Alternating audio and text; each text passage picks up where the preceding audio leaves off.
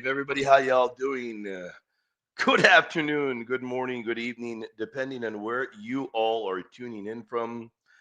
Got a wonderful prayer we're going to begin with, and I got to say sorry to my friend St. Francis Baby Toe.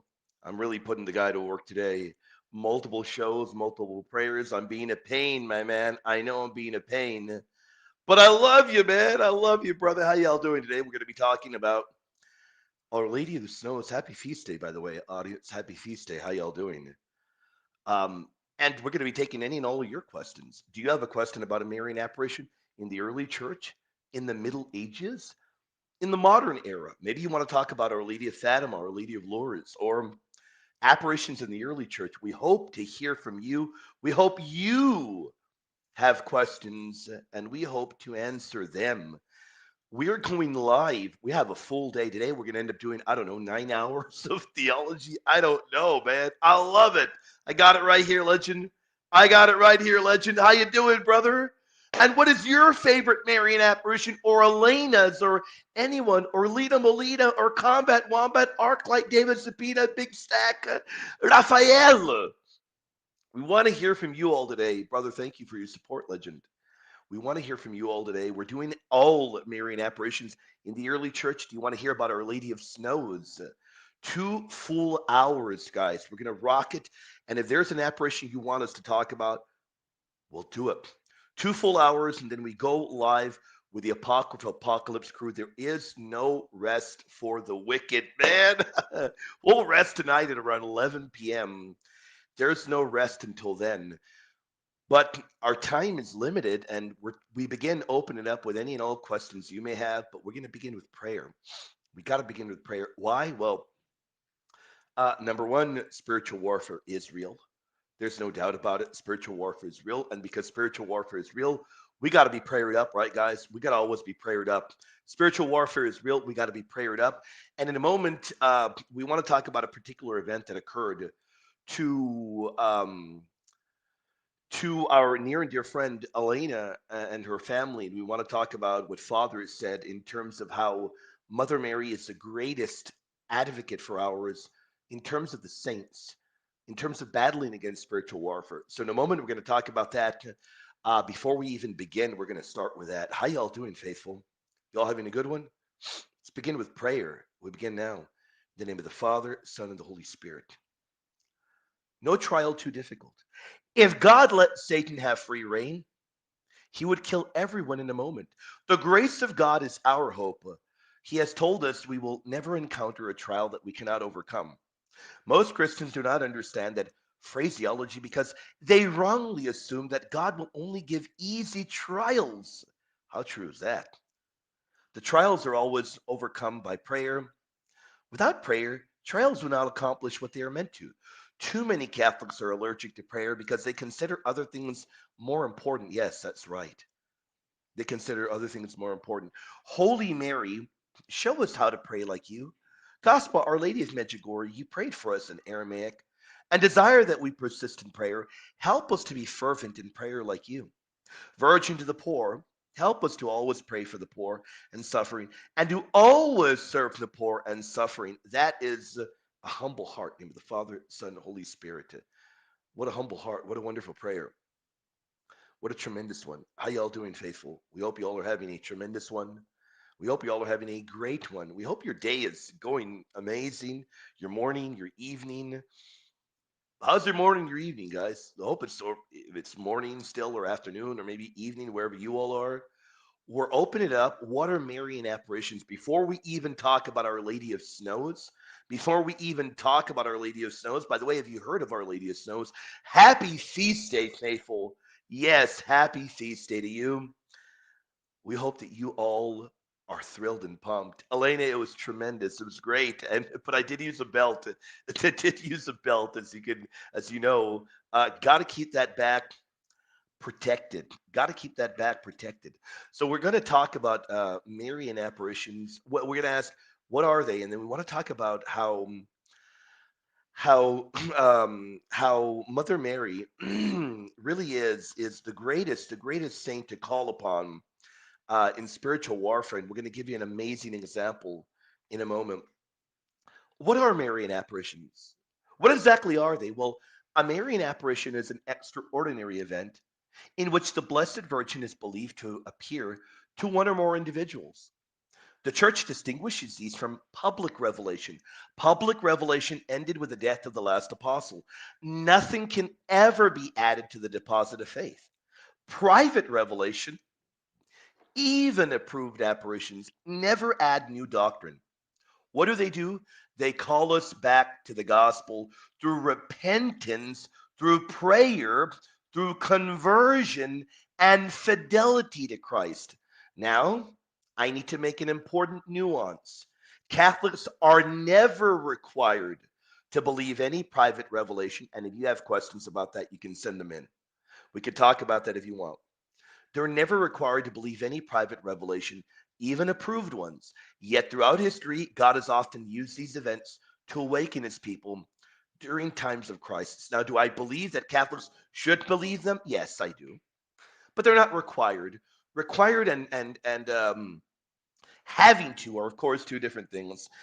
They're never required to believe any private revelations, to be clear about that, even approved ones. So let's lay that out immediately. And then just briefly, I want to talk about um, an event that occurred not long ago where our near and dear friend Elena underwent spiritual warfare, where she had such uh, a pretty drastic dream that dream or nightmare, forgive me, nightmare of being attacked by ants. Now, of course, from the perspective of an apostolic Christian, our Immaculate Mother Mary, and I spoke with Father about this, our Immaculate Mother Mary is the greatest saint to invoke in spiritual warfare.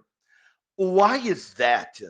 Well, I know that Elena knows this, and I know St. Francis Babytone and everybody tuning in knows that our Immaculate Mother Mary is a new Eve. And just as Eve participated in the fall, well, she played a great role in it, right? Mother Mary freely cooperated in our Lord's victory. How? Not through her obedience in the gospel. Let it be done to me according to thy word. And the fathers of the church over and over refer to her as a new Eve. Over and over, she is the new Eve. She is that new Eve. And Genesis 3:15 shows you Mary as a woman at complete enmity with the devil, complete enmity with the serpent. So there's that perpetual enmity between the serpent and the woman. And anytime you have spiritual warfare like that, it's because of how close you are to Jesus, how close you are to the faith. And we should invoke and call upon the holy saints for their intercession. Mother Mary is full of grace, and because she is full of grace, she is the greatest intercessor that can lead us to Christ, and a great intercessor that the devil hates. The demons hate her. They can't stand her. If the fall of Satan was primarily pride, imagine his hatred that a creature, a human creature, is the greatest of God's creations. Imagine that kind of anger that must be filled with him at the very thought of Mother Mary. She is mother of the victor. She is. Now, our Lord alone conquered Satan by his cross and the bodily resurrection. But Mother Mary's power, where does it come from? It comes directly from her son. Why is that? Because of how close she is to her son. And indeed, just a message for all of you all that are involved in spiritual warfare. I know some of y'all are doing Lents. If I'm correct, Elena, I think you're doing a Lent with St. Francis Babytooth throughout this month as well. Who's doing the Dormition fast? I want to know, guys. Any of y'all doing the Dormition fast? It isn't easy, is it?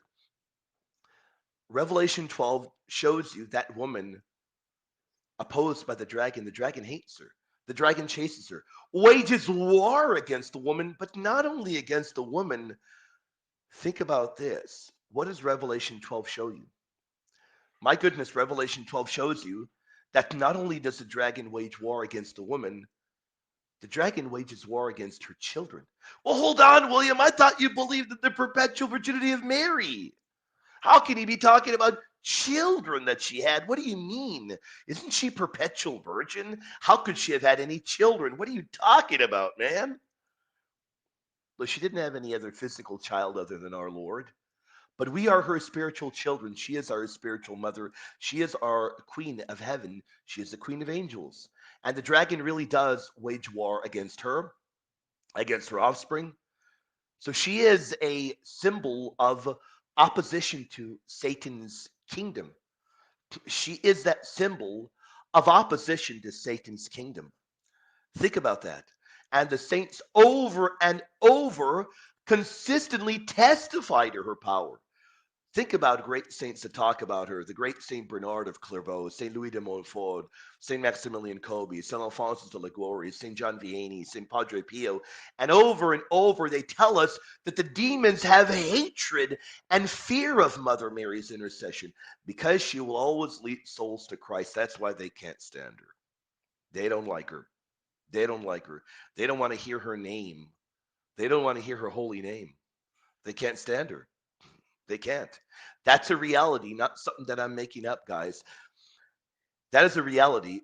That is not something that is being made up. So let's dive in now, faithful. We began with Marian apparitions.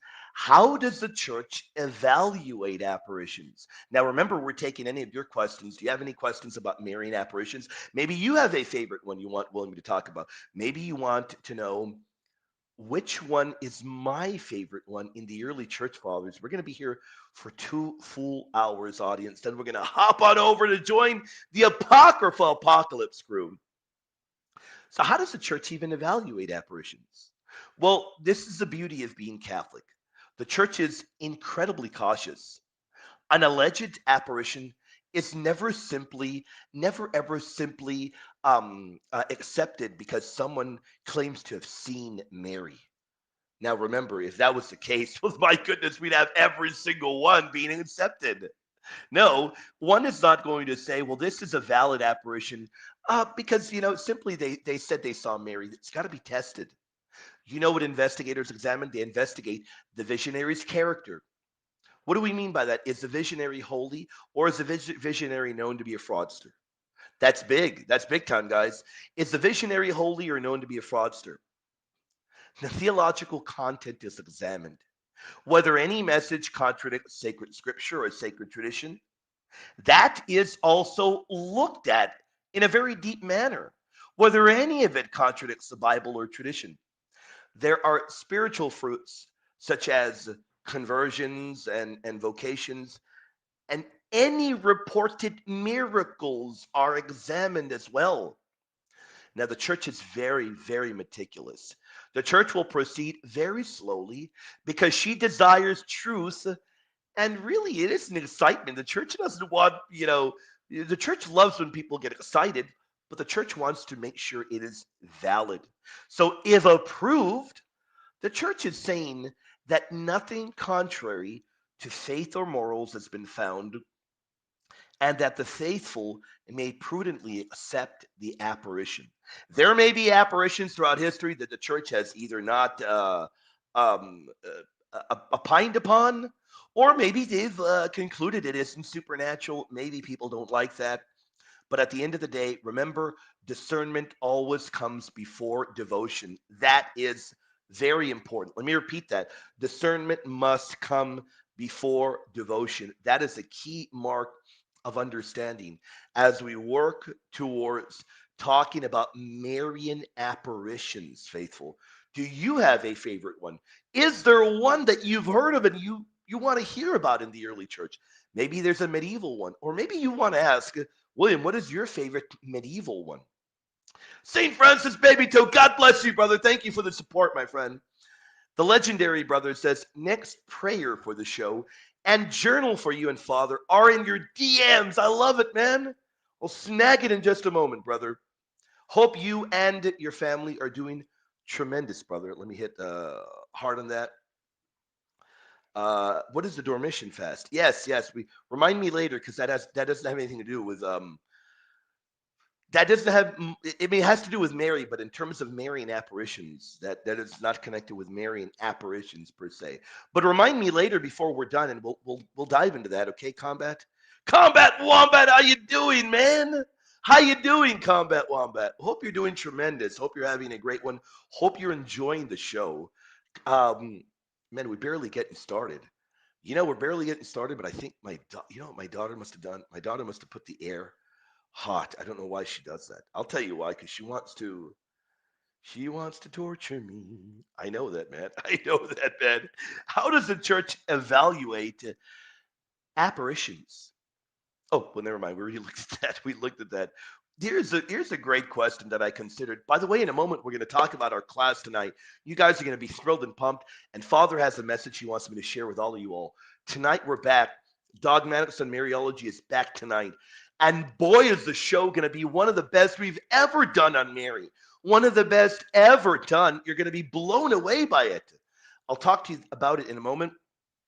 But as we prepare you for that, I want to remind you all, please consider checking us out, faithful, on patreon.com. If you have not checked us out on patreon.com yet, you don't know what you're missing.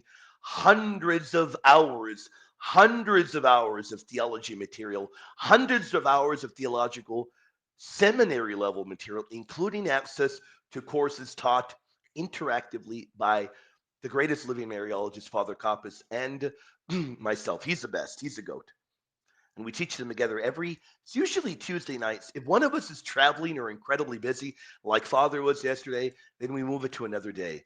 Um, we rarely ever postpone. We had to postpone only once because, according to everyone here, William sounded like C3PO. You all remember that? When I was C3PO, even Elena was laughing at that. Everyone was laughing. My internet connection was so bad I couldn't use video, and apparently I sounded like uh, apparently I sounded like a robot, man. Yeah, that's wild, man. That's wild. Isn't that crazy, man? These are great questions, and we're going to give examples as well. We're going to give examples as well. It's a tremendous question, Elena. We're going to tackle that in a moment, and I think you're going to love the answer. I think you are going to love the answer. We're going to tackle that in a moment. So,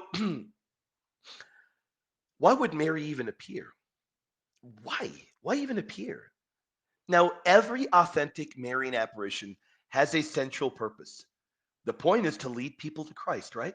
That is the goal, to lead people to Jesus. Mother Mary never says, "Follow me" instead of Christ. No, or or do whatever I say, not what he says. No, she says, and she repeats what is said in the Gospel of St. John, chapter 2, verse 5.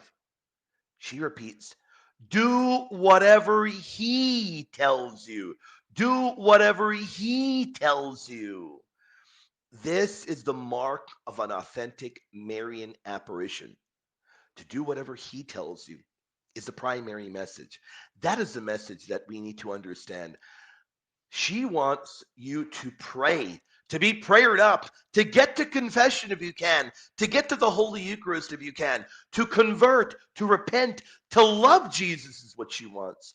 And whenever an alleged apparition, whenever it, think about how Protestant sensationalist claims are when they say, "Oh, well, here's the end of the world. Here's it's on this particular date." Whenever an alleged apparition starts to give predictions on the end of the world or things like that, great caution is always required. Mother Mary is always going to point beyond herself. Not one time, not two, not three, four, five, six, seven. Every single time she's going to point to Jesus. Every single time. And if a Marian apparition doesn't do that, and if a Marian apparition points away from Jesus, well, then it is a sign that it is not a valid one. Or if it contradicts the deposit of faith, it is a sign that it is not a valid one. What a tremendous question we have. What an amazing question. Elena with a tremendous one. God bless you for your support, Elena. Wouldn't be here able to do this teaching without your support, without everyone. You all are all tremendous. Thank you for the great question. And thank you for being an incredible moderator and member. And I know this is a question that non-believers are going to want to hear about, or people that maybe have non-believers in their family. Maybe you have a non-believer in your family. Can non-Catholics and unbelievers experience spiritual warfare, and can Mother Mary intercede for them? There's no doubt from the perspective of a Catholic, Every human being can undergo spiritual warfare, not only Catholics. And God can grant graces through the intercession of our Immaculate Mother Mary, even to those who are not yet Catholic. Now, we need to remember that unbelievers can undergo this as well. Let me give you an example, Elena. Let me give you an example. What about let's give a hypothetical one. Think about an atheist, maybe one who was Catholic at one point, and they've abandoned the faith, and they become a non-believer. Well, then maybe all of a sudden they start moving more towards softening their heart, more towards moving towards accepting the faith again. There can most definitely be spiritual warfare, nightmares, doubt to be sown in their head. All kinds of things can occur in order to prevent them from returning to Christ. That can really happen. Can Mother Mary intercede for a non Catholic? There's no doubt. Mary's intercession is a universal one. And you, Elena, here's the beautiful thing about our faith. You can stop whenever you want and you can say, Jesus, please, I want your mother to intercede for me. Bring my family member or my husband's family member closer to you. Please allow Mother Mary to guide and to intercede. You can do that for those that may be out of the faith or maybe completely unbelieving altogether. Think about the wedding of Cana while Mother Mary was on earth. She did obtain, she obtained Christ's first public miracle before many even believed in him. Think about that. That is a form of intercession. It was done on earth, but it shows you the principle of our Queen Mother interceding on earth. She obtained his first public miracle before many believed in him. By the way, we've done a whole series on John 2 and the wedding of Cana on Patreon. We've done a whole series about that. But we need to do a shorter, bite sized episode. We probably will do another one soon. So that's the beauty of it. And remember another thing, Elena. According to Revelation 12, we are the children of Mary, spiritual children of Mary. She can definitely intercede for us then. And I don't ever answer any questions without giving examples. Elena, you know that I'm going to give you an example, don't you? You know that I'm going to give you an example.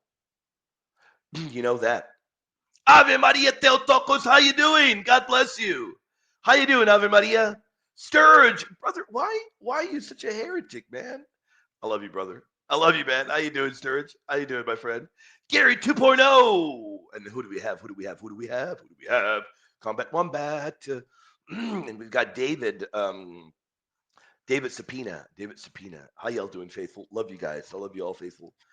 Now, let me give you some examples, Elena. Before his conversion, as you all know this already. You guys are incredibly smart, man. Get out of here. You guys know this already. Before his conversion, before St. Augustine's conversion, his mother Monica would pray for him endlessly. And we know that part of those prayers were seeking Mother Mary's maternal intercession. That definitely played a role in bringing one of the greatest titans ever into the faith. Ever. Can I give you guys more examples? Do you mind? Is it okay if I give you more examples of Mary interceding for skeptics or non-believers? Is that okay with you all? And then I'll get back to the apparitions. If you all give me the okay, we'll do that. And then we'll get back to apparitions. And we're taking all of your questions. If you all say it's okay, first person, we'll do that. Raphael, I love you, legend. How you doing, man? Alphonse Ratisbon. I think that's the name. Let me look it up just to be sure. I think that's his name. Let me just find it. Hold on. I think it's the name. Alphonse Ratis. I think that's the name, right? Let me see.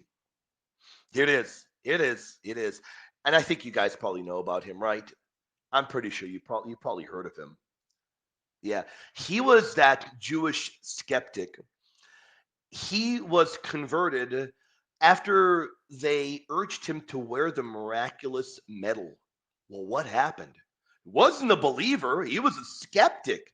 He was not a believer. He wore the miraculous medal, And then what happened? Anybody?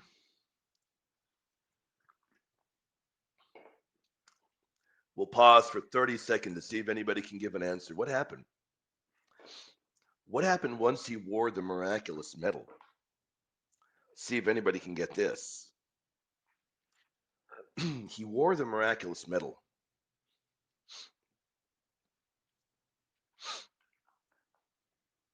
Wait a few more seconds because I know there's a delay in StreamYard. So I want to give you all time to get the message and to give the answer if anybody knows. And if anybody doesn't know, don't worry. We're going to tell you the answer in a moment. Don't worry. Don't worry. Do, do, do, do, do. How y'all doing, faithful? We love being here with you, man. We love it, man. Even though it is going to be a long day, we're filled with energy, guys. And I don't think the energy is going to go down at all. Although, to be honest, I have not had my coffee today yet. I haven't had my coffee yet. I got my energy at an all-time high. I've always got, and my energy levels are always crazy high. Did anybody answer? You got that right, St. Francis Baby Toe. You got it right, man. You got it right. You got it right, man. I love that, man. Ooh, we're going to talk about those apparitions, Elena. Ooh, those are tremendous ones, aren't they? So after he wore the miraculous medal, he received a vision of Mother Mary. Isn't that amazing? He received a vision of Mother Mary. The question was about the miraculous medal. What happened to the Jewish skeptic once he put the miraculous medal on? I love how you guys are all aware of skeptics and unbelievers. David Sapina, no coffee. I know, not yet. In a moment. I can't be using cream right now. I can't use milk right now. I've got to find a substitute because I'm doing the Dormition fast, so I'm not allowed to do that. And I do the Dormition fast every year, and it is quite the fast. Elena and St. Francis Baby too. Are you all doing? Well, you don't even have to do the Dormition fast. You're doing a Lent already, so that is like that's even tougher than the Dormition fast. That's even tougher of it than the Dormition fast. That's even tougher, man. Right? That's crazy. Ooh, let's talk about this. Then we're going to get to Our Lady of Snows. I want to ask you all, have you all heard of Our Lady of Snows? I got to pick your brain. Have you all ever heard of Our Lady of Snows? I got to pick you all's brain and ask. The Marian apparition, Our Lady of Chartres. That's where she appeared. It's by the way that today that's one of the greatest Marian shrines in the world. Let me see if I can find a photo for you all. That's one of the greatest Marian shrines in the world, guys. Today, um, that's amazing. Yeah, hold on. Hold on. Du-du-du-du. Let me show you the great shrine. I think I got a photo. I think I got a photo. There we go. There we go. Should sound familiar, Sturge. Come on, man. Sturge. Sturge. Alrighty, here we go. So, Our Lady of Chartres, um, in fact, this is very powerful. You can you can go to this particular cathedral, and by the way, this cathedral has famous relics. By the way, the relic that they have has been traditionally attributed to being the veil or the tunic of our Immaculate Mother Mary. And people that have gone there many times over have spoken about healings that have happened there and visions of Mary or apparitions of Mary throughout the centuries have spoken about that. And it's occurred multiple times over where Mother Mary appeared. Now, this is different than Fatima or Lourdes because Mother Mary appears with a particular message at Fatima, at Lourdes, even at the apparition of St. Gregory the Wonder Worker, the early church father from the 200s. Mary appears with a particular message or a meaning. This is different in that many people have reportedly seen Mother Mary through visions, through her appearing to them. So it's different in that regard. It's not the same as her visibly appearing and delivering a message, similar to as what occurred at Lourdes or Fatima or even Guadalupe. So it's a historic Marian shrine, and many have reported healings there, visions of Mary and Mother Mary appearing to them. Isn't that tremendous? Isn't that amazing? It's got to blow you away, guys. It's got to blow you away, right? It blows me away. And Our Lady of the Snows, it is tremendous. according to ancient tradition, according to ancient tradition, let me take the banner off down there. And we're going to be a geek and we're going to show you rock solid evidence. I want to remind you all, faithful, for those over there on patreon.com, we released a full episode on this. So we're going to be able to talk about this briefly right now, but a massive fuller episode with a link that'll be dropped later on today of all of the slides and all of the translations from Latin to English of the miracle of the documents will be available to download in slide format on our Patreon um, page. So, Our Lady of the Snows, the ancient Roman tradition. Have you guys heard of it? And I also want to know, what is your favorite ancient Marian apparition? Do you have a favorite ancient one? Now, I know everybody loves Fatima, rightly so. I know everybody loves Lourdes, rightly so. I know everybody loves Guadalupe, rightly so. I know everybody loves a lot of apparitions. I know a lot of you all love them, but I want to know, what is your favorite ancient apparition? And it could be Our Lady of Le Puy. That's from France. We'll talk about that in a moment. There you go, Ave Maria Theotokos. There you go. Oh, we love our Immaculate Mother Mary, don't we? We love her, don't we? Don't we love her, Ave Maria? We love her, don't we? According to ancient tradition, during the pontificate of Pope Liberius in the 4th century, a wealthy Roman couple desired to dedicate their fortune to our Immaculate Mother Mary. Both they and Pope Liberius, that's right. You may be thinking, wait a minute. William, I've never heard about this. And Pope Liberius dedicating the church to Mary. There's no evidence of this. William, I look at it and Wikipedia says it's a legend. I don't care what Wikipedia says. And you may have never heard of it because it's very difficult to, to find a lot of this information. It took us days going through critical editions and the help of top-notch scholar father translating Latin to English on stuff that isn't readily available online at all. Both they and Pope Liberius reportedly received dreams directing them to a miraculous sign. On the morning of August 5th, snow was said to have fallen upon the Esquiline Hill in Rome in the middle of the summer. Imagine that, man. And the outline in the snow marked where a church should be built. Imagine that for a moment. For a moment, imagine that. Imagine living in Texas. Compared to Texas, I tell you one thing, during the summer, during August, it's hot in Rome. But for people that may live in Texas or the USA, when it gets hot, if you live in one of those areas, not you, Gary, we know you live in the Antarctica of Michigan, it's always cold.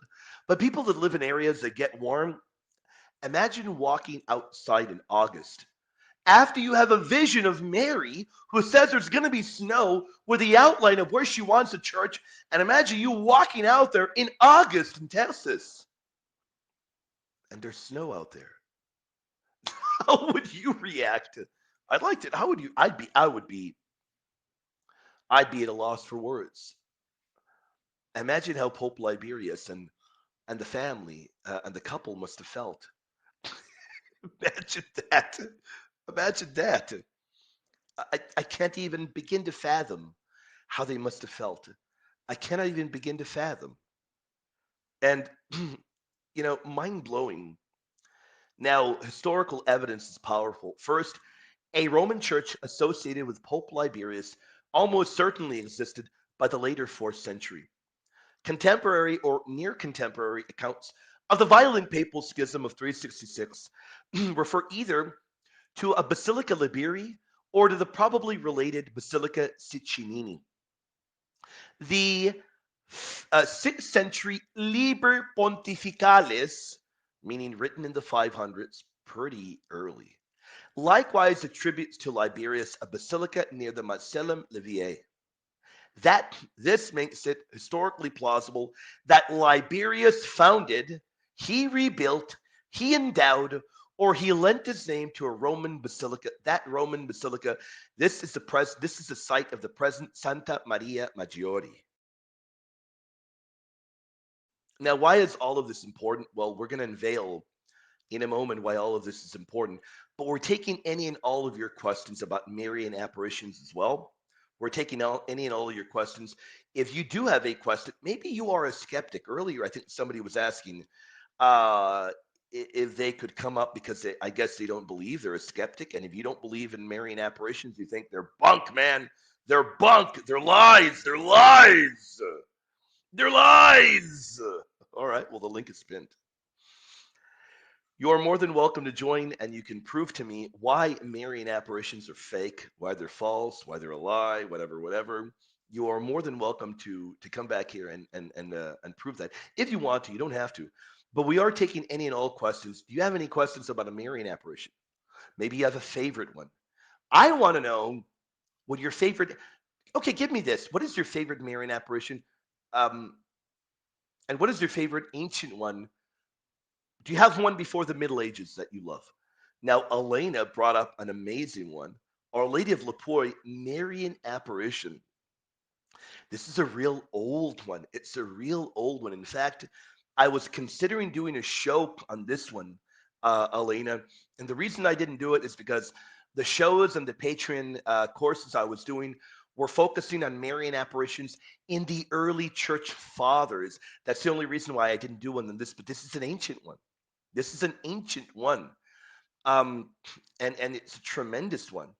And we can date it early on. It's a tremendous thing. We can date it early on, um, because in the 400s, there was a woman who was suffering from a horrible fever,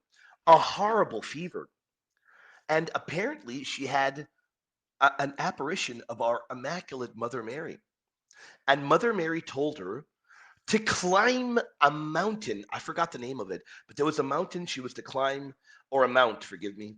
It wasn't a huge mountain as far as I remember, and to lie upon a large stone.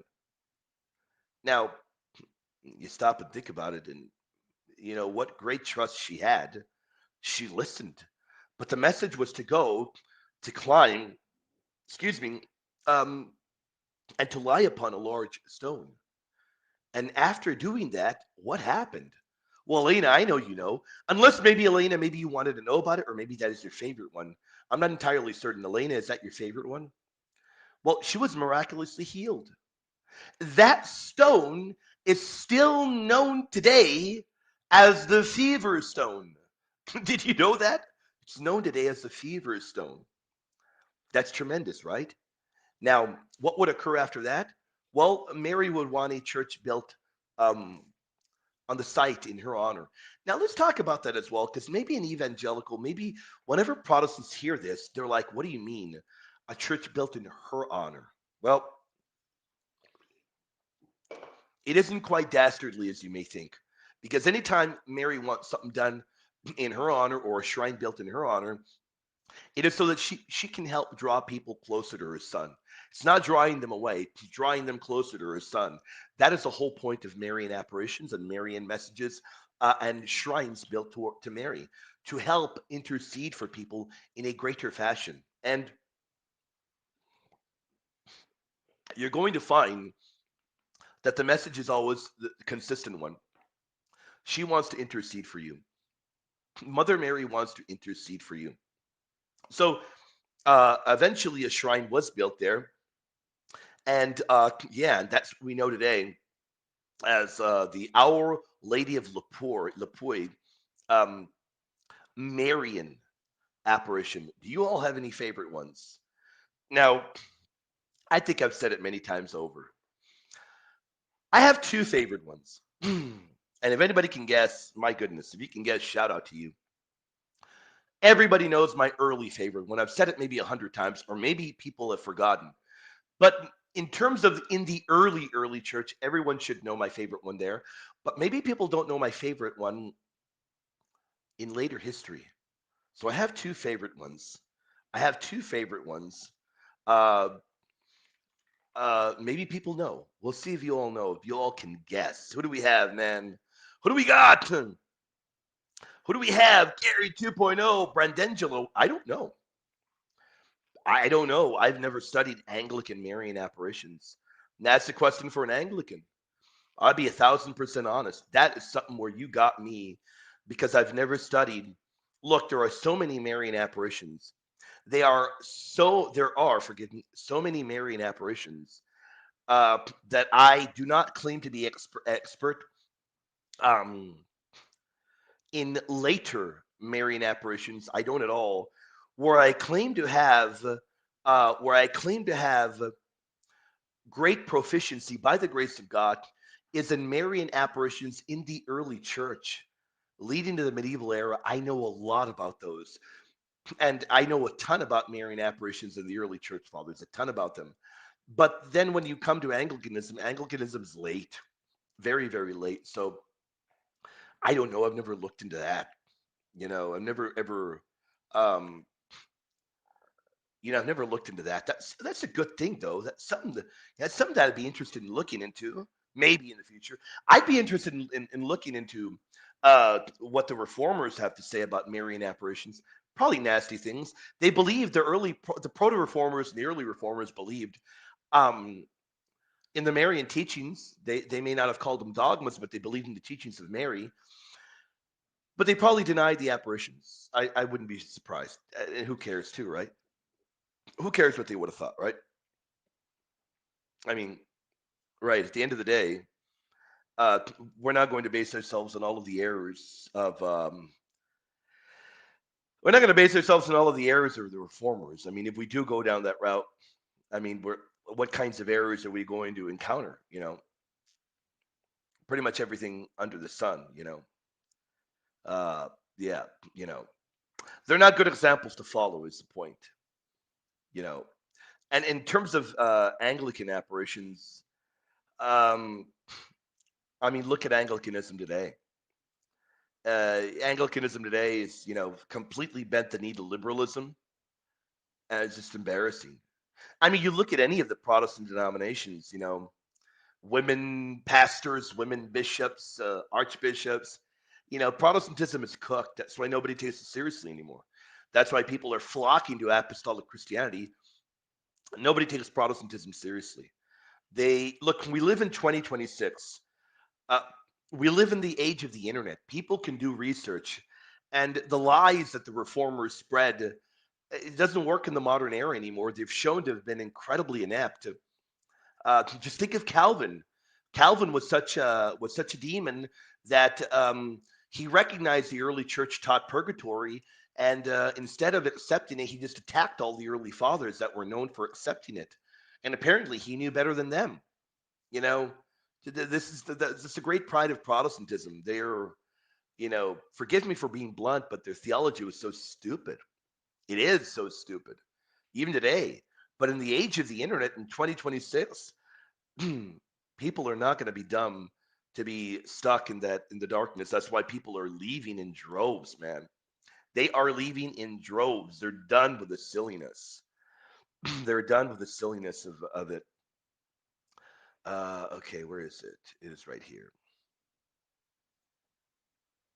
Here it is. We're giving you history, faithful. The earliest securely datable institutional appearance is in documents of Pope Honorius III from 1222 to 1223. In on the 23rd of July, 1223, that is the first time the Feast of the Snow is given a proper mass and an office. What do we mean by that? We mean that Pope Honorius said we've got to give it the feast day it deserves. I wonder if any of you all have ever visited this site. I'd love to know that. Do we have anybody in the audience that's ever visited this site? This is an area where Oh, forgive me. Give me a moment. This is an area, but by the grace of the Lord, one day I will visit. By the grace of the Lord.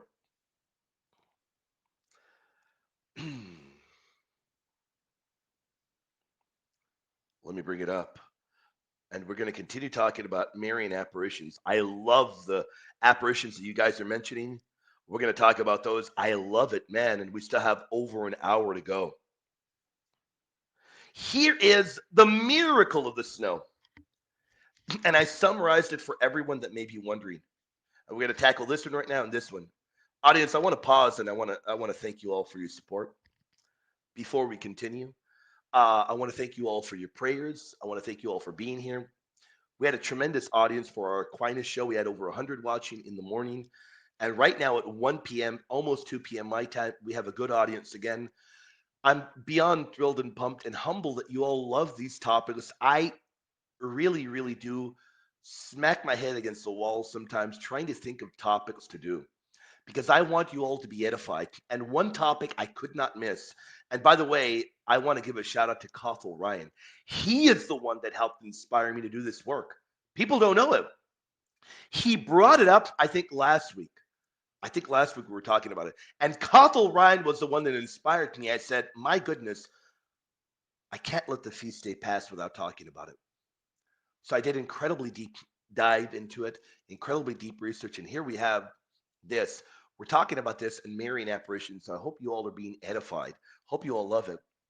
And I summarized the narrative for you. For those that may be confused and say, man, this is a lot of data, a lot of information, let me summarize it for you. From Constantine's time until Liberius, it claims, no church within Rome had been erected in honor of Mary. Pay attention to point number one, because I really made a point to try to lay these out clearly for you. From Constantine, 300s, until Liberius, no church within Rome had been erected in honor of Mary. Number two, a wealthy and childless Roman patrician named John and his unnamed wife resolved to make Mary their heir. During the night preceding the 5th of August, Mother Mary appears both to Pope Liberius and to the couple. It's pause right there. During the night preceding the 5th of August, Mother Mary appears both to Liberius and to the couple. She declares that snow has fallen on the one place chosen for her basilica, on the hill called Mons Superagius. I hope I didn't butcher that, which I probably did, butcher the pronunciation. Liberius summons the clergy, people, the Senate, the leading citizens, the Curia, and the cardinals. The crowd finds a designated place covered with deep snow. Think about when it occurred. It is a miracle, the 5th of August. Think about when it occurred. The 5th of August. Liberius takes a digging implement. We don't know what it is. According to the ancient Latin, there's no really real way to know. I know in the image there you see a shovel. I don't know what it was, but there's a tool that he uses. I'm not sure what the tool was, but I don't know. It could have been a shovel. Who knows? But I'm a stickler for nerdy information like that. So I put a digging implement because somebody may come back and say, William, it wasn't a shovel. It was this. And, in the most ancient Latin, it was this. And the ancient tradition says it was that. Okay. It was a digging implement. Okay. It was a digging implement. And I know the image has a shovel. All right. And he personally begins tracing or excavating the foundations. John finances the church, which Liberius consecrates. And then in the document, I didn't go over this, but if you all want me to do it, we can do that. I didn't go over this because this was pretty lengthy as well. So I didn't go over this in the story, but the concluding paragraphs of this ancient document, enumerate relics and cultic treasures associated with a medieval basilica. Isn't that tremendous, man? Isn't that amazing, man? Isn't that amazing? How y'all doing, faithful? Want to give all of y'all a shout out. Thank you all for being here. Thank you for your prayers. Thank you for your support, legend. And Lena Molina, how you doing, brother? You working, man? The goated Lena Molina. And anytime you all mention an apparition, um, we can talk about it. Do you have a favorite apparition? Do you have questions about Marian apparitions? Send your questions in. We're tackling all of them. We still have over an hour to go before we got to hop on with the Apocrypha Apocalypse team and we tackle the errors and the heresies of Wes Hoffa. We'll be doing that in an hour. But right now, we're talking all things Marian apparition. So if you want to pick my brain on a Marian apparition, or maybe you have a thought, have any of y'all ever had a vision of Mary? Or a powerful dream of Mary? Any and all questions Mary apparition related, we're taking them. And if you want to come back here and challenge William on Marian apparitions, the link is pinned. The link is pinned. We'd love to hear from you as well. We'd love to hear from you. So, Our Lady of China, Our Lady of Donglu. This is a good one. We've spoken about it before, and this is a tremendous one. Now, we've spoken about it before, and I think I forgot who brought it up. I don't know if it was Lena Molina or somebody else that brought it up one time, and it caused me to do deeper research because I had known little about it. I had known little about it, and somebody's got to correct me. Um, this is an area where people are going to find me ignorant. I'm going to confess ignorance. I'm not aware of another apparition in China. Is there another one? Now, here is where I'm going to confess. You guys got me. I'm going to be ignorant here. I don't know if there's another one, but I know that this was during the Boxer Rebellion, where so many evil anti-Christian militants were surrounding a village. It was just terrible. It was just terrible. Um, it wasn't good. It wasn't good at all. And thousands of militants surrounded the village, and the villagers prayed. They prayed fervently to our Immaculate Mother Mary for protection. And you know what witnesses reported? Lena Molina, you probably know this. They reported seeing a majestic looking woman clothed in white appeared above the village. It kind of reminds me of the apparition of Our Lady of Zaytun. Does it kind of remind anybody about that? Anybody, does it kind of remind you about that? Hold on, audience. I need to make sure my daughter is okay. I'm just going to call her because I just got a note that she's not feeling too well. So I'm just going to call her and let her know if she needs me that I'm here. Give me one moment. I'm going to mute my mic briefly.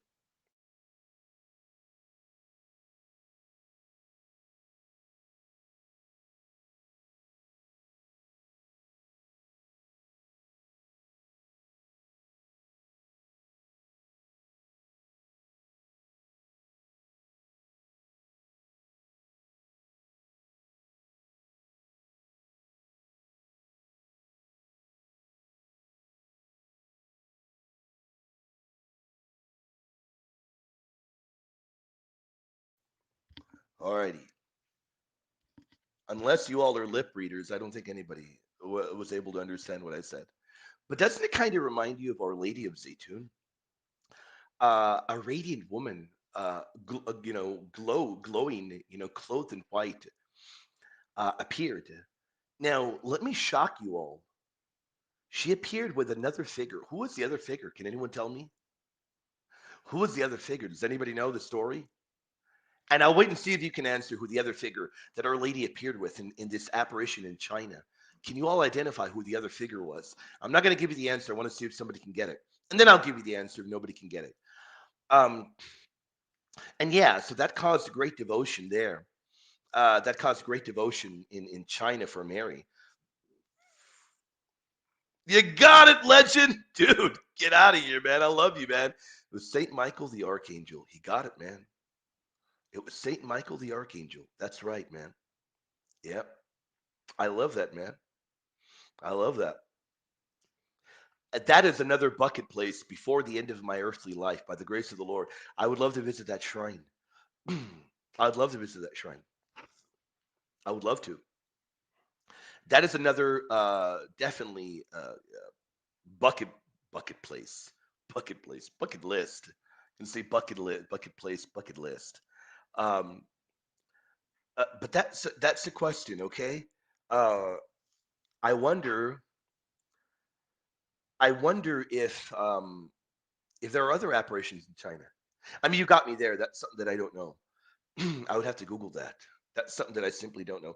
I'll remind you all, the audience, for people that are backstage. I'll remind you all, for people that are backstage, what is your faith and what is your question? And we will bring you up. We will bring you up. But you got to let us know what is your faith and your question. Oh, we got Elena. Is that Elena? Elena, is it okay to bring you up already? Let me know if it's okay to bring you up already. Uh, is it okay to bring you up already? Okay, yeah, no worries. No worries, Elena. No worries at all. While you do that, we'll talk about Our Lady of Walsingham. This is this is in England, man. In England, and I know much about this because of my near and dear friend who is a deacon from over there in England. He is a near and dear friend of mine. In fact, he has hosted me at his home multiple times over. He's had me out there in England, and in fact, I've been to England for the past um, 3 years in a row. We've been to England because we've taught. We go over there to teach Trinitarian dogmatics, Mariology dogmatics, and my deacon friend has had me out there, and he's hosted me, and I hope that tradition continues. I love England, and I pray for England all the time. I love England dearly, and I pray for it all the time. Our Lady of Walsingham. It's an ancient one. Now I know why Elena brought that one up. I don't know if that's your favorite one, but I know why she would bring it up. It's a tremendous one. Uh, it's a great one. Now, um, and I know why she'd bring it up because it's from the 1000s as well. It's pretty early. It's pretty early as well. Now, in terms of Our Lady of Walsingham, there's not a ton that is known there. There's not a ton, other than there was a noble woman. In fact, I don't remember the name of the noble woman. Let me Google it. Noble woman, Our Lady of Walsingham. I don't remember the name of the noble woman, but I know there's a noble woman that received visions of our Immaculate Mother Mary. Who is it? I know there was a noble woman. Let me see. Come on, man. Noble woman. Oh, there it is. Lady Richeldes de Favrches. That's probably why I did not remember the name. That's probably why I didn't remember the name. There it is. Not a simple name to remember at all. So she received visions of Mary, much like Pope Liberius and John the Patrician and his unnamed wife.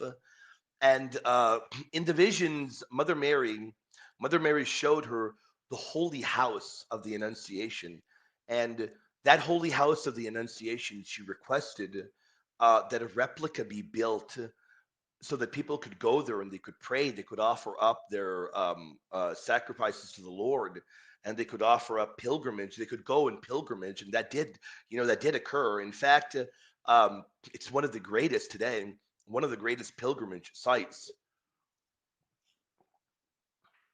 And I know why Elena brings it up. I know for a fact why, because it's part of a medieval Marian apparition. Do you guys have a favorite medieval Marian apparition? Do you guys have a favorite medieval Marian apparition? Want to hear from you guys as well. Or maybe you have a favorite early church Marian apparition. We're going to continue talking about Marian apparitions. We've got a little under an hour. Then we're going to hop on with the Apocrypha Apocalypse team. Man, am I pumped. Um, man, am I pumped. Um, Now, here's one other thing that is perhaps a little bit disappointing that maybe I didn't mention. I do know that I know it was destroyed under Henry VIII. I don't know if it was annihilated. Let me see. Let me look that up. By annihilated, I don't know if it was completely destroyed. Like completely destroyed. Let me look it up. Mm, let me look it up. Nothing. Sad. That I didn't know. I guess only little pieces. Man, that I didn't know. I knew that it was destroyed under Henry VIII, but now that I Google it, nothing remained. Now I know it was revived in the 1800s, 18 and 19. Wow, that does stink. That sucks, man. That's disappointing. That sucks. What a miserable thing. What a garbage thing, man. Those are the fruits of the Reformation, audience. And there you have it. The fruits of Protestantism are right there on display, man. That does stink. That really does stink. But hey, I guess it shouldn't be a shocker, right, guys and gals? It should not shock you. The fruits of the rotten fruits of Protestantism, they don't ever cease to amaze me. Yeah, disappointing. So nothing remains today of the original shrine, man. Well, there you go. There you have it. There you have it. What a disappointing thing, you know. But that's not it. That isn't it. There's so many statues, so many relics that were destroyed by Protestants. Sickening. It sickens us to the core thinking about it. Sickens me to the core thinking about it. I mean, so many relics destroyed by Protestants, man. Because of their hatred for apostolic Christianity. They destroyed so many relics, so many holy sites. Some people stop and they think, well, the Muslims did it now. Well, before um, before you lay blame on the Muslims alone, which yes, they did do a lot of horrible harm in destroying relics and holy places. But before you place blame on them alone, you got to look at Protestantism as well. Yeah, later on in history, Protestants would do their part in also dastardly um, annihilating such beautiful sites and destroying relics, shrines. Saddening. It really is. You know, um, it's disappointing the more and more you think about it. And the more and more that I speak with Dr. Boyce, the more and more I realize what harm they did. You know, the more and more that I speak with Dr. Boyce, because he's aware of all the dastardly harm they did. And he's aware of stuff they destroyed and all kinds of terrible things. Oh, we got Elena. Here you go. Elena, how you doing? Elena, you able to hear me? Yes, William, I'm able to hear you. Hey, how y'all doing? Hope you're doing well. Good. Praise God. Praise God. We're having the only thing I will say is we're having issues with the nurse. Apparently she broke some Oh HIPAA laws while she was here my goodness. unknowingly. Um like I didn't know, and then she was Yeah. doing stuff like I don't want to go into detail, but Yeah. she was not doing what she was supposed to do. So we're looking for us a new one. Started looking for us a new one today. Oh Um, man. but she ended up having to leave anyways because her son was running a fever at school. Oh, I see. Okay. And as Okay. of right now, I have no way to get our kids from school tonight. Oh my goodness. Whew. Wow. I can't imagine. Yeah, that's so stressful. Wow. Because So is she gone? Is she gone? She's already permanently. She's not going to be I helping you don't all, or know if she will turn tomorrow. The conversation me and the company have is confidential. gotcha. She will tell, like, what they do is so it's not icy. Like, they don't have bring up the conversation and then, like, make her come the next day. They say, Gotcha. hey, you'll no longer return to this patient, and they'll address the issues with her.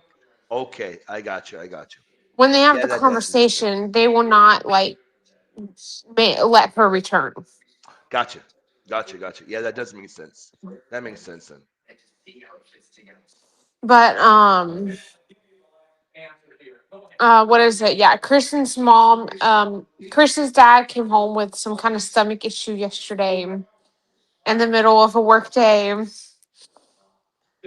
And the biggest reason why I ask about the whole, my first question, Yeah, yeah. can non-Catholics experience spiritual warfare? Oh yeah.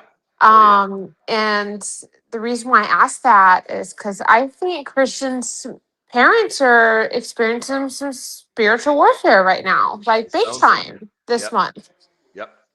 Yep. First, Christian's mom, so Christian's granddad died. Yep. And then he was 70, very healthy man, played golf every day. Like, even the paramedic was like, how did he die from sudden heart death? Right. Right. Like, sorry, sudden heart failure. He's such in good shape. Wow. Wow.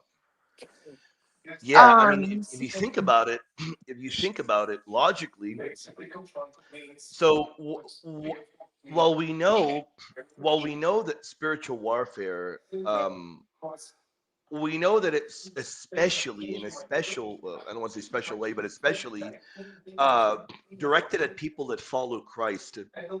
Um, it's a fact, and exorcists and theologians and spiritual experts have noted the devil can even target, relatives of believers, even if they're not, in the faith, even if they're not full believers. Now, what can be done? Well, um, it can cause even greater division. That could be the desire from the evil one, to tempt loved ones, to cause crisis. This sounds like a real crisis because if there are serious hardships that affect loved ones, it can lead to affecting those that are believers as well. So the devil will attack in any kind of way that he can, and that's definitely a possibility as well. And it sounds like it, really. It sounds like what is happening there is a kind of family conflict or a kind of hardship. That can be caused by demons as well. Unfortunately, that's the sad reality. yeah, and then so Christian's mom's work, Pearson, the education, the European company that supplies all like educational stuff to like public schools and so forth. Yeah. Um, she worked for them. Well, they've been doing layoffs, but she got laid off yesterday. Yeah, she got laid off yesterday, so she's Oh, without a job now. man. Man. Um, and like I said, yesterday also, that's when her husband came home with sickness, and he's been sick with fevers, Oh. um, stomach upsetness. Christian, are you good? Um, so his mom is convinced of spiritual warfare, but his dad is not fully. Are Oh. you good? Yeah. Okay. I just want to make sure your thing beat. I just want to make sure you're good. Sorry about that. I was No, no making worries at sure he all. was Yeah. okay. Yeah, no, no worries at all. Everything okay? Yeah, sometimes Good. his machine will beep. It'll bring off an alarm if like Oh. one of his numbers go above the maximum or below the minimum. And Oh, it I see. usually means like he needs a suction or something. Ah, gotcha, gotcha, gotcha. Okay. There's kind of thresholds so that way we know if something's not right. Gotcha, gotcha. Good. Glad he's doing okay then. I hope he can hear this. Send him my regards. God willing, he can hear. Yes, yes, he can hear. Good, good, good. What was my biggest question though? Oh Anything. yes, Anything. yes, yes. I got it now. I almost kind of lost it there. Mhm. Um this kind of inspired this like a while ago when I first started tuning in. Now I know St. Francis Baby Toe like was tuning in before I ever was. Sure, sure. Um for at least a month or two before I started tuning in, he was tuning in. Right, right. Um And I don't know if you recall me bringing up this over. Do you need a suction?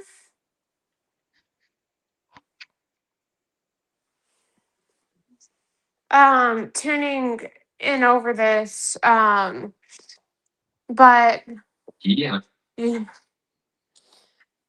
This will only take a second. I'm gonna mute Yeah, myself no, because no this worries at thing all. is very loud. No worries at all. Go ahead. No, not a worry at all.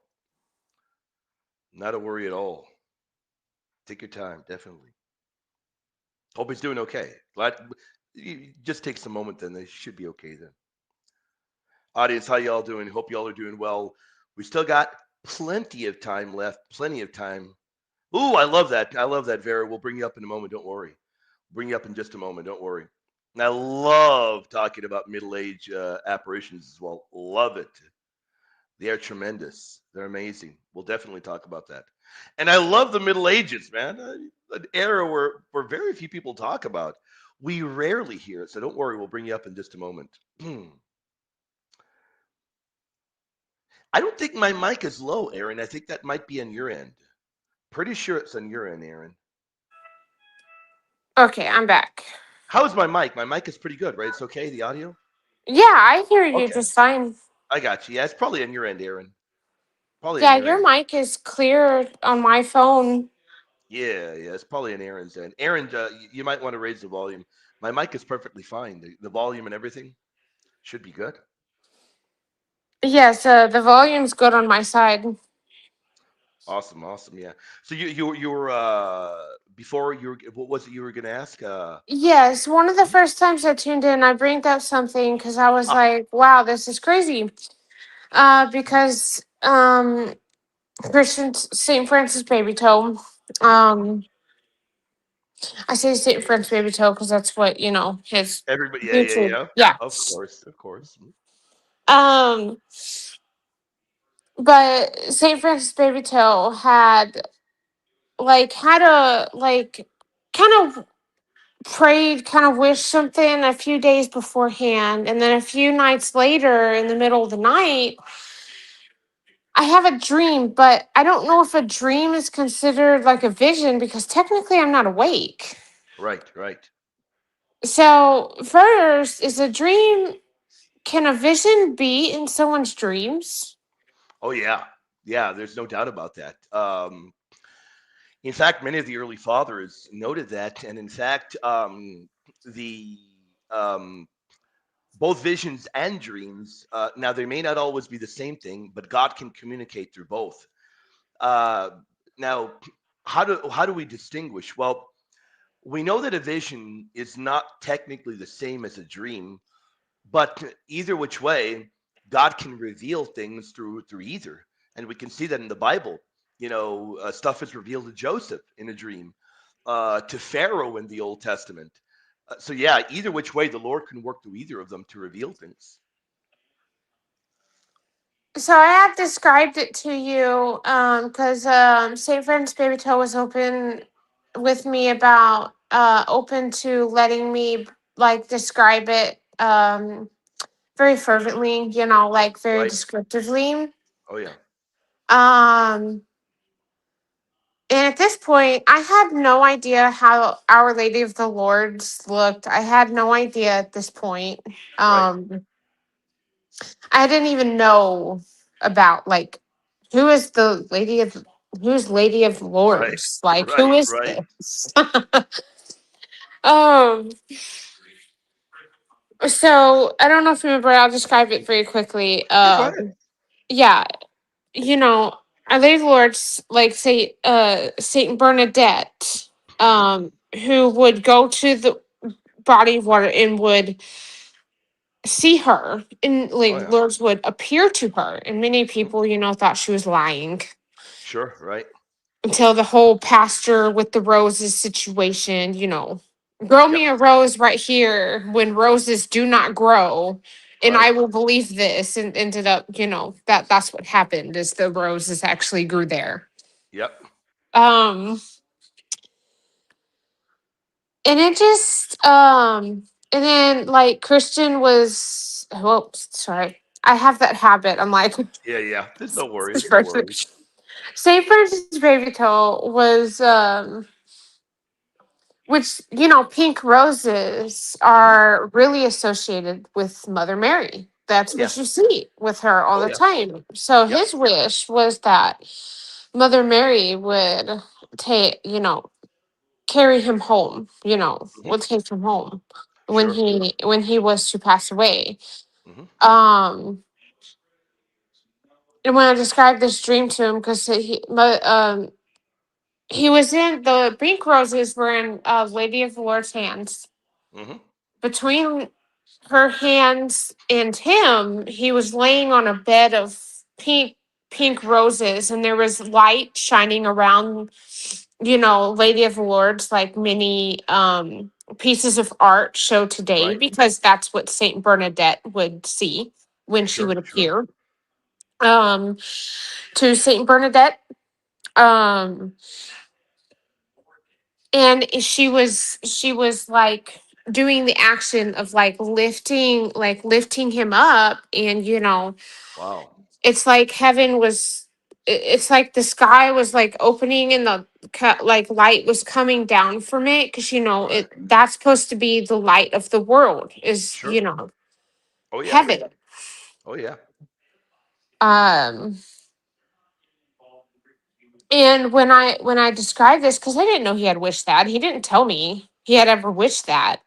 He kept that secret, eh? Yeah, he um or he just, you know, just didn't really tell me at the time. I don't know. I don't Right. think he Right. really like meant to just keep it a secret.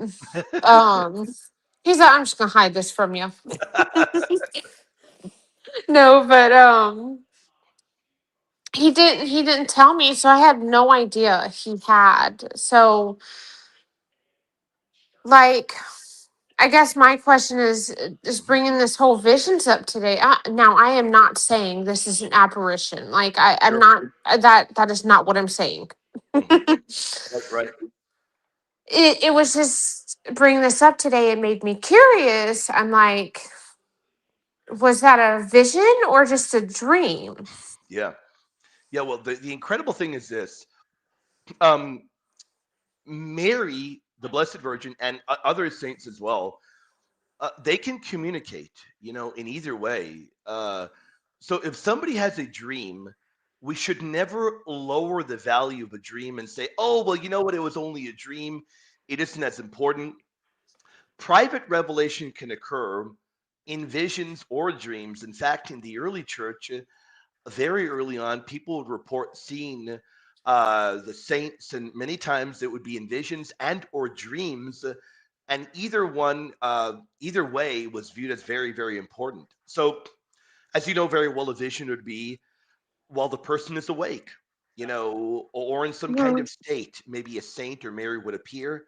But even in a dream, Mary can appear, or any other saint, or even if she doesn't flat out appear, she can communicate in a dream as well. So, you know, either which way, you can have communication done either which way.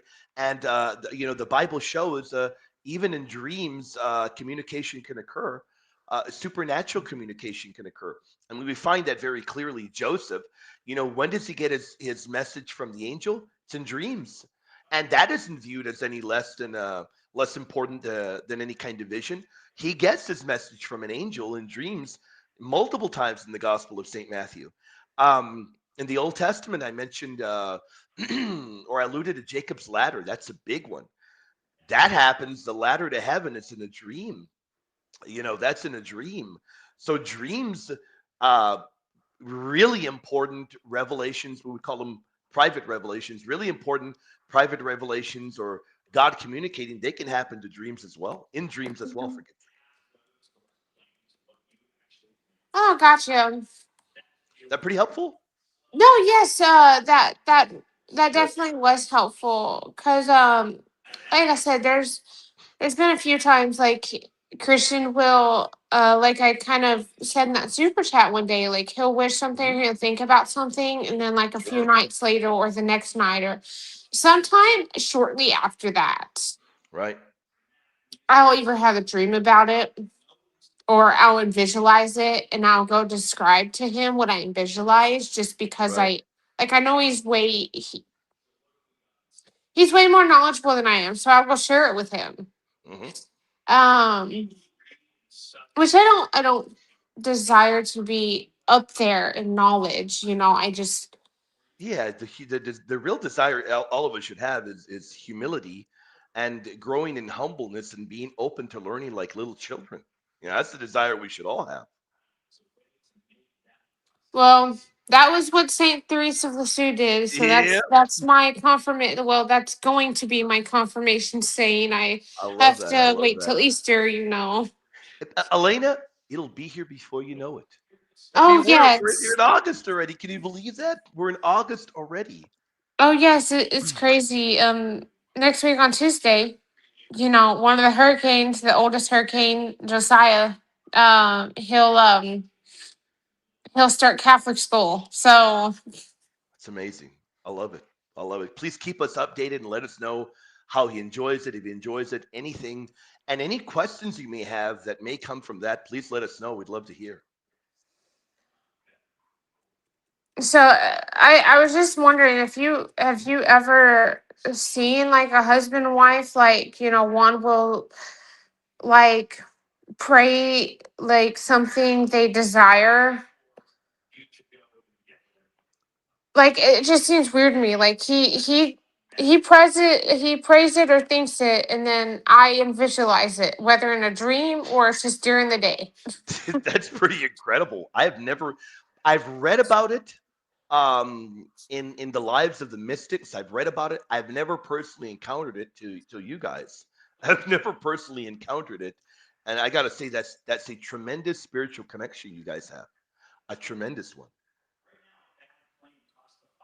Yeah, it's just something we're probably gonna like talk with the priest more about because You should, it's just happening more often now. and you should, and that's something that I have not asked Father's opinion on. I'm going to get his opinion on that. I will ask him his thoughts on that, and yeah, I would love to hear what he says about that. If he's met anybody, I mean, he's been doing this for a long time. Maybe he has, but I'd love to hear his thoughts on that. And whatever he tells me, I'll definitely let you know. Like just to share a really quick one that just Yeah, happened here go ahead. recently, so Go that ahead. way some other people can come up. For sure. For sure. Christian decided to be buried in a certain piece of clothing. Do you know the clothing Saint Francis wore? Now he didn't Oh, want yeah. to the Pacific one that Saint Francis wore. Sure. Sure. Something similar. Mhm. um, but they make red. What's the word? They make the same kind of replicas of them. Oh, yeah. Oh, yeah. Oh, yeah. Mhm. Of what the saints wore and stuff, and Sure. Mhm. he was he was like he wished it earlier that day, and later that day he was gonna bring it up to me, and I'm like, you want to wear this, don't you? And then I literally brought up the exact thing he was going to describe to me, and I'm like, Wow. Wow. and he smiles. He's like, did you just read my mind? I'm like, I don't know. Wow, that's incredible. Yeah, I'm telling you, you guys have some kind of a spiritual connection there. I'm telling you, you do. Um, and that's definitely something I would speak to a priest about.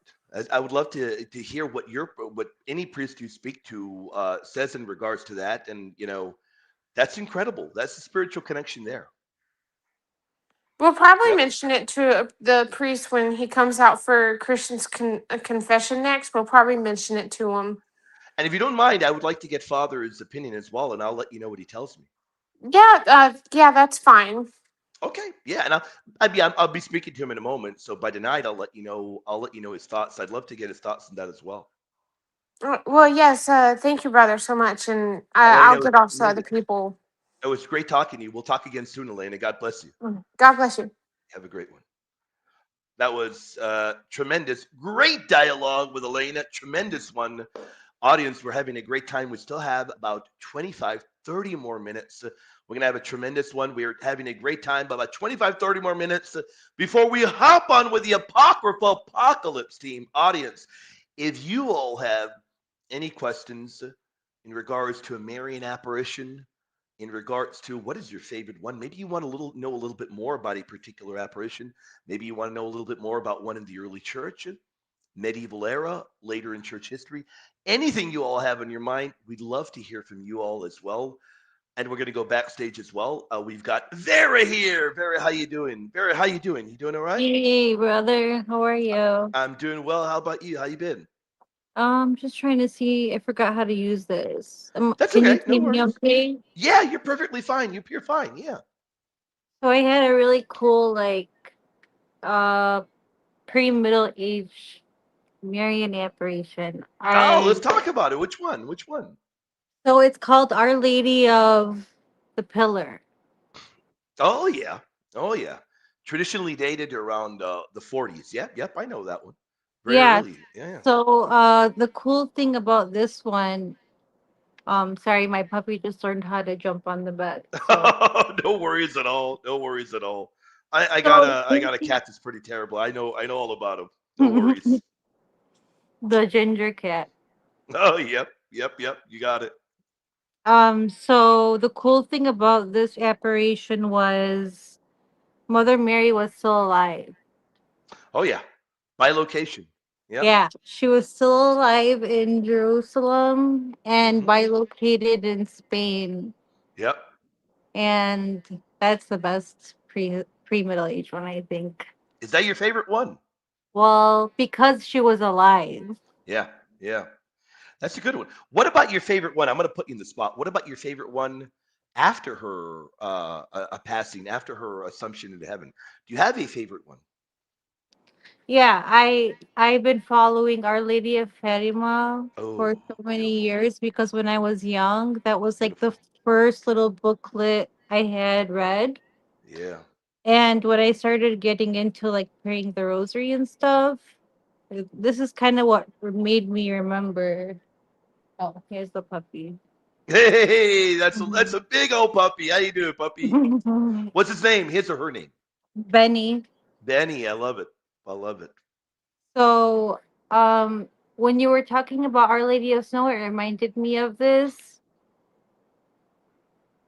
One time when I was like going to Bible study, I had a lot of Albanian friends, Hmm. and they had a Catholic church over here that was really nice. So before Mass, I used to go say the rosary in front of it, their grotto outside. Hmm. Okay. And so I parked one day in front of the grotto because it was snowing Hmm. and started saying the rosary. And then I seen people also pulling up and getting out of their car and in the snow and kneeling. Wow. And I'm sitting in my car like in the heat and I'm like feeling kind of guilty and bad. And then Wow. I ended up going outside too, and then I was like, okay, I'll go outside, but I'm not kneeling because like my pants are gonna get wet from mass. Right. Right. Right. And then I seen people doing it, and I'm like, oh, okay, I I got got you. you. And Yep. so I also did it. By this, then I started saying, continuing my rosary, and I'm like, now I'm starting from the middle. It doesn't even count. I gotta start from the beginning. Right. So I started saying it all over again. And while I was praying, I had this ball of it smelled like concentrated oil, rose oil. Huh. And when I moved left, I couldn't smell it. And when I moved right, I couldn't smell it. And then when I came back to the center, I still smelled it. And then as fast as it came, it left. Oh wow. And your mention of Our Lady of Snow reminded me of that Hmm. because it was snowing and I Wow. searched around the grotto and there were no fresh flowers or anything. Wow. Yeah. So when I told my Bible study group, they were like, you can take it as like a symbol of acceptance of sacrifice. Right. And also that you have a definitely a connection to the to Our Lady, which is amazing. I dreamt about her once, and I was saying a specific prayer for someone that was going through really dark times. Wow.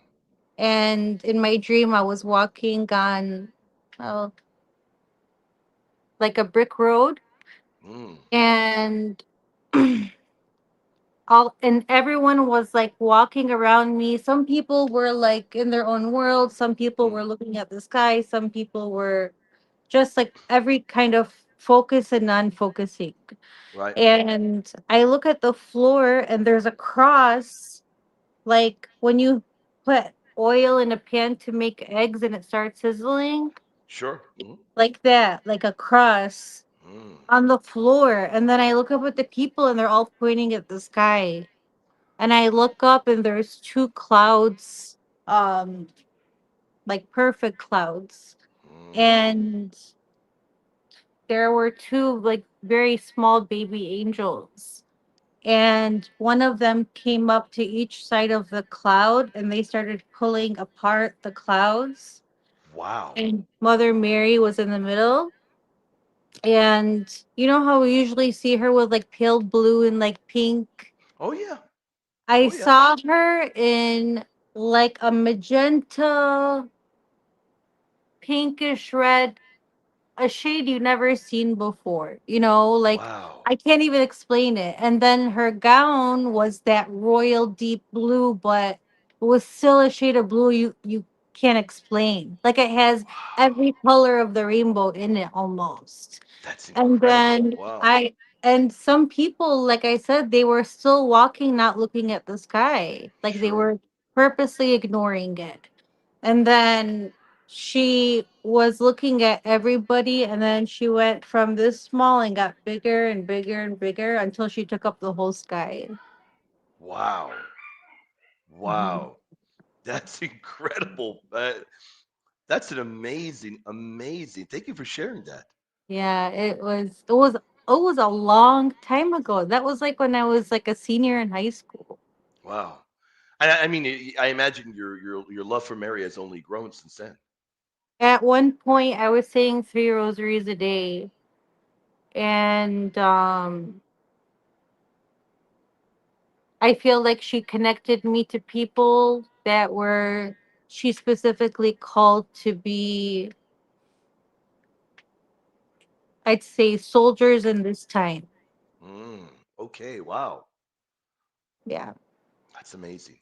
Thank you Yeah. for sharing It's that. really That's incredible. amazing. And I do have and I'd say other than her, Saint Joseph, I've had so many miracles. I mean, I imagine you she love Saint must have put Joseph in a too. good word because I have a friend named Joseph. He's been a cop for about 25 years. He's a Mm, sheriff in a pretty bad area over here. And he had a botched gallbladder surgery. And it was affecting him so much that he couldn't it was hard for him to be on call. oh. Um so we reconnected one day because I've known him and his family since we were in middle school. And he told me about his problem, and I was like, "Do the St. Joseph novena. Your name's Joseph." Right. Yeah. Yeah. Your You know name's what I Joseph. mean? Might as well do it. Yeah. And he's like, "No, nothing is gonna." I was like, "Just try it." The fourth day of the novena,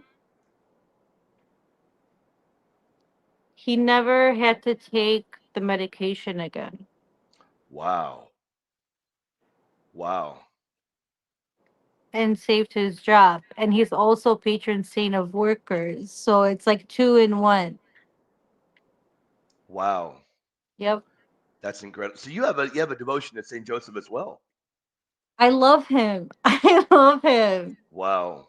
He Wow. always warns me too. Like if something bad's about to happen, I feel like he looks out for me. I'll hear knocking on the window, and like one time I look outside, I hear knocking, and I look. It's three cats. Oh wow. like three black cats, and I'm like, I know they didn't knock. You know what I Right, mean? right. Of course not. They gotta And knock then with their right paws. I know within that. days, something huge happens, like somebody's saved or somebody decides to convert. It's always like that. Wow, I always feel like I get punished before something good happens. wow. But for the sister that was on before me, she was Mhm. talking about this influence, this connection. I Yeah, feel that's like incredible. now, this age, this time, the veil's getting lifted. Oh yeah. Oh, there's no doubt. And you can tell she has a spiritual connection there with her husband. There's no doubt about it. Everything that I'm hearing from her, there's just no Yeah. doubt. Yeah. There's no doubt And about it. so, and that's literally why it's uh it's beyond soulmates. You're connected by the umbilical cord. Right, right. Yeah, it's amazing. It's amazing. Yeah. But that's it. I haven't been on for so long, and Vera, I'm glad to have you back. Hopefully you yeah, come back more often. You're always I welcome to come will. here. Thank you. Vera, God bless you. We'll talk to you soon, all right? Nice to see you. God bless you. Have a great one. Bye, guys. Bye. Always tremendous talking with Vera. Great talking with her. And incredible testimonies. You guys, man, from Elena to Vera, you guys have incredible spiritual testimonies, man. And you know why I'm blown away and I love it? Let me tell you why. Today is Our Lady of Snows. Today is the feast day of Our Lady of Snows. You guys are sharing incredible things. My goodness, the testimony is mind blowing. Mind blowing. And I cannot wait to talk to Father about that as well, Elena. And the reason being, look, call me biased, Elena. Elena, you might call me biased, but look, Father Coppice is a man. He's incredibly deeply spiritual. He has that rare balance that you can rarely ever find of a tremendous scholar, one of the greatest minds of our day, and a deeply spiritual and humble man. That is a rare balance, isn't it? That's a rare balance. I can't wait to hear what he has to say. I cannot wait to hear what he has to say. Audience, how y'all doing? We still have about 17 minutes, so we're going to use every second to answer your questions. We're going to answer every one. And these are tremendous questions. Great ones. Repent before too late. With the image of Tim Tabhead William and Vegemite Ari, man. If I only pray one decade of the rosary, does it count? Of course not. You're done, man. You're locked out of heaven. You even locked out of purgatory. It's all the way to the pit of limbo for you. And a pit of limbo you're never going to get out of, man. It's over, man. I'm joking with you, man. I'm joking, man.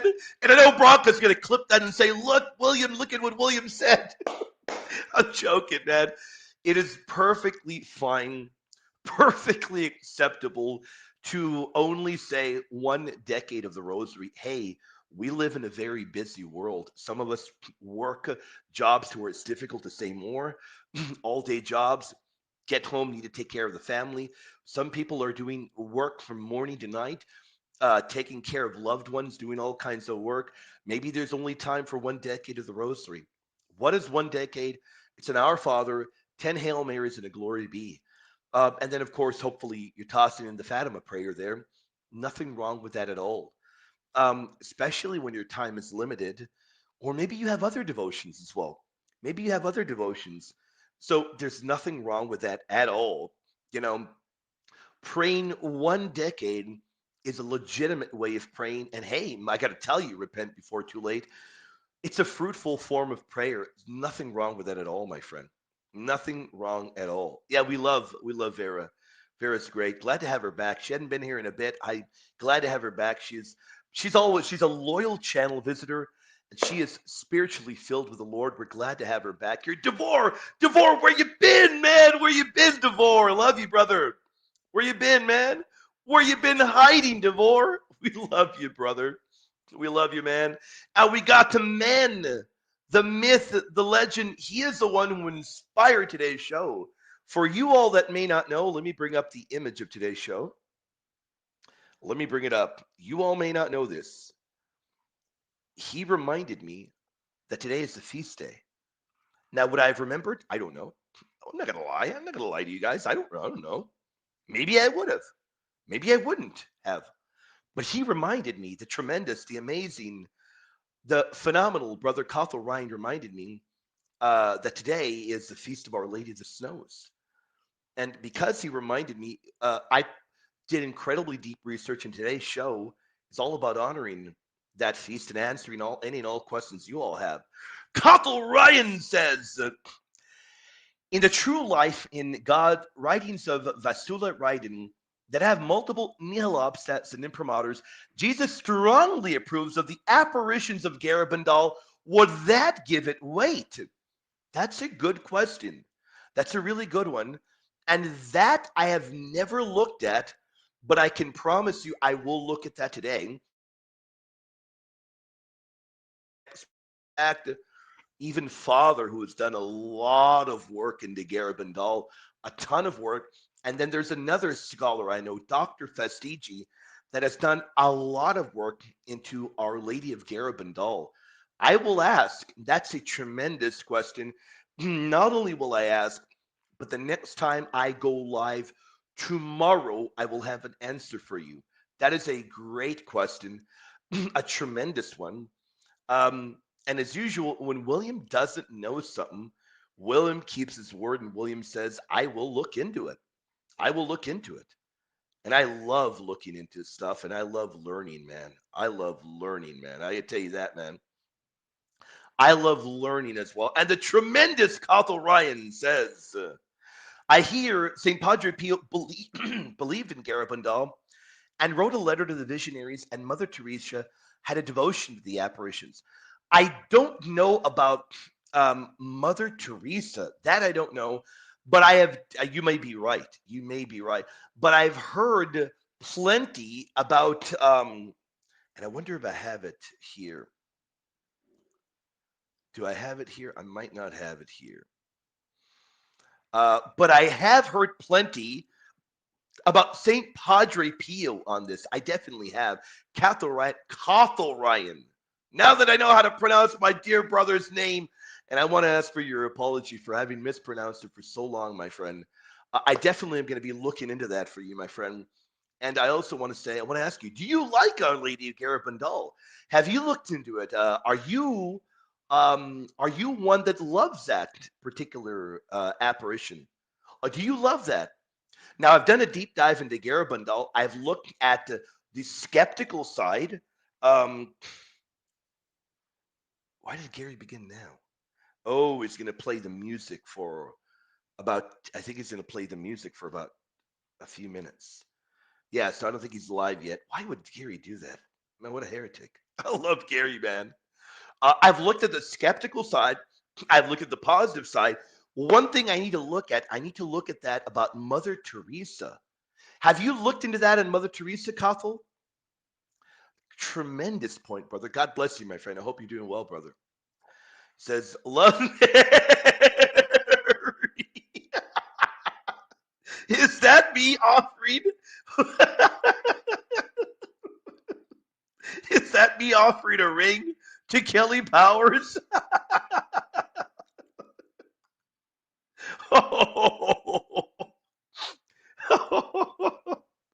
I'm gonna get you, biceps Bronco.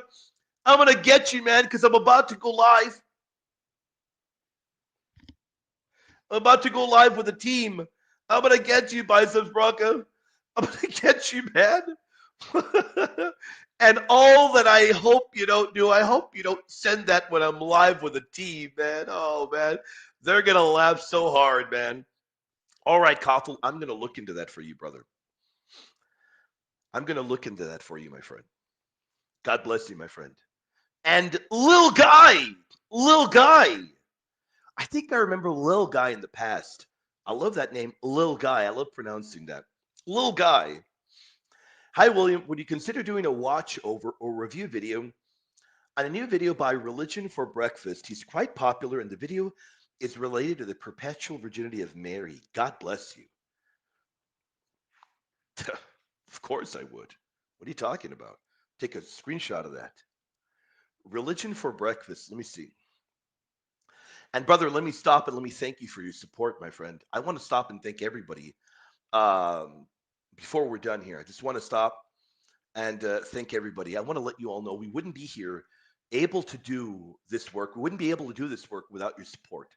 And I want to thank you all immensely. We are here able to do ministry because of you guys. I want to emphasize that. I do it over and over. I may sound like a broken record, and I'm always going to sound like that broken record. Then we are here able to do what we do because of your support. And we are incredibly grateful, faithful. Uh, Thank you for the support. Religion for breakfast. Wow. This guy's got over a million subs. He's got over a million subs. Wow.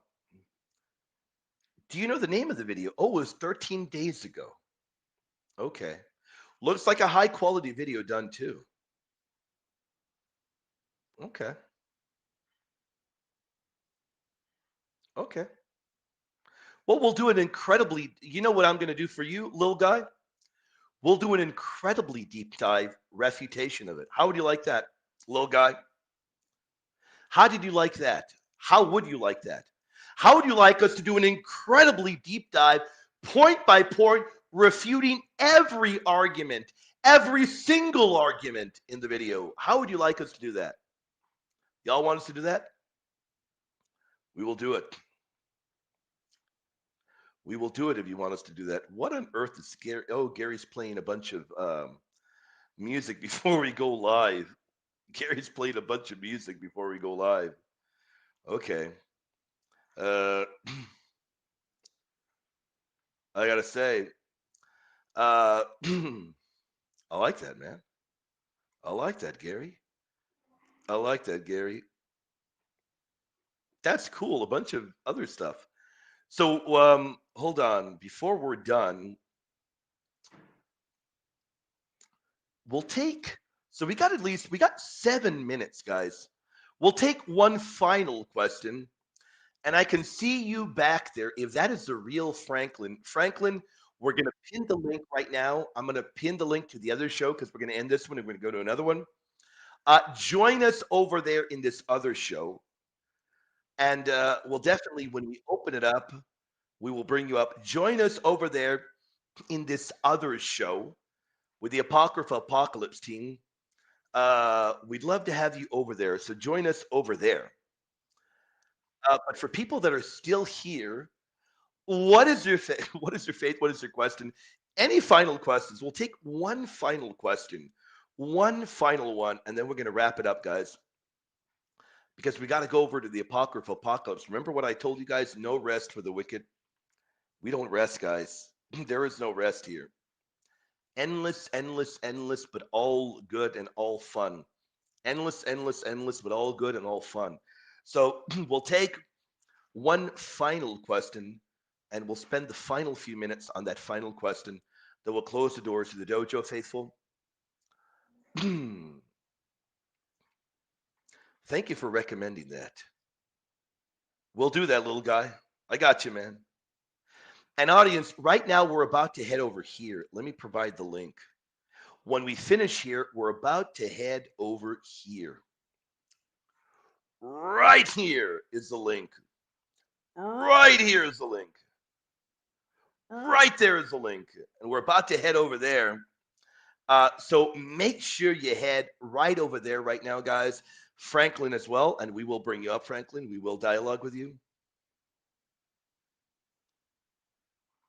Why did my thing froze there?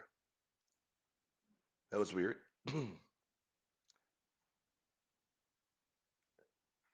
That was odd. Okay. So we'll wait 4 minutes, 4 minutes, see if we get another question, and then we'll end it. We'll close the doors to the dojo. And then we're going to head on over to joining Gary and the crew. We'll wait if we get one final Marian Apparition question. If we get one final Marian Apparition question, we'll take it. Where is this? If we get one final one, we'll take it. If not, we'll head on over to Gary. We'll join Gary and the team because they're running the intro right now. But they're about to be live. So